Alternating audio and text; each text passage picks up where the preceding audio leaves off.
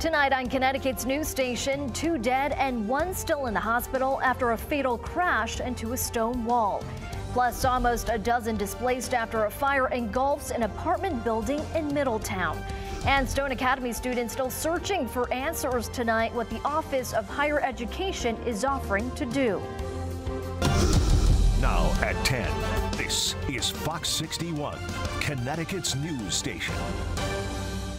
We begin with that follow-up of the now former Stone Academy. Good evening and thanks for joining us for the news at 10. I'm Carmen Chow. Stone Academy students are still searching for answers as to what's next for them since all 3 campuses shut down earlier this week. And now the Office of Higher Education is stepping up to help provide relief to students. Fox 61's DeAndrea Turner joins us live in East Hartford with more on students' call to action and what the OHE has planned. DeAndrea? Carmen, these are just some of the emails that students have received this week, and while they say they have a little bit more clarity and answers, they need more. You can see in East Hartford interest to this academy, this one, it is blocked off. Students are saying they just need more answers and more transparency.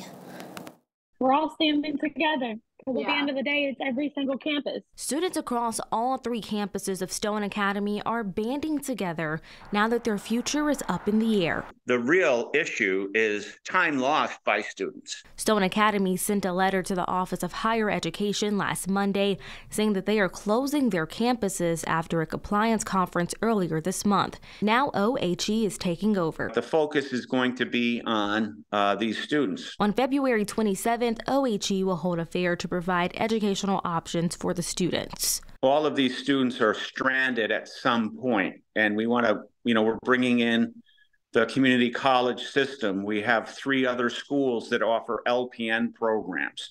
We're bringing in the National Guard because they also have some medical connotation, and we want to be able to provide students options. We are getting noticed and people are trying to help us, but at the same time, we are getting messages from like Porter and Chester and Lincoln saying, sorry, your transcripts are locked up. We can't do anything for you, but you can restart the whole program with us. So like, yes, we're getting the acknowledgement for everything going on, but it's not what we want. We don't want to have to restart everything that we've worked so hard for. Students say that even with more answers, it still isn't enough. Nothing's going to be stable until we have our official transcripts. OHE says that they have to audit each transcript and there is no timestamp on how long that will take. It's very discouraging because we don't know what's happening next. We don't know if they're going to look at all of our transcripts and they're going to say, we're not accepting any of you guys. Start the program over or go find somewhere else to go. And if they tell you, each and every one of you in this box right now, that you have to start all over again, are you? Absolutely not. Even with the uncertainty, students are continuing to press forward. There are plans for multiple protests next week, all with one end goal. The goal is to be heard. The goal is for Stone Academy, for the president to see how many lives have been affected by this. And another thing that these students are calling to action for is they want the president to speak out. They want him to issue an apology or say something to the students in regards to all 3 campuses being shut down. For now, he has not said anything. In East Hartford, DeAndrea Turner, Fox 61, Connecticut's news station. All right, DeAndrea, thank you. And turning now to the weather watch, today was a bit colder out there and tonight is going to dip to the 20s and 30s, so you'll definitely want to keep the heat on.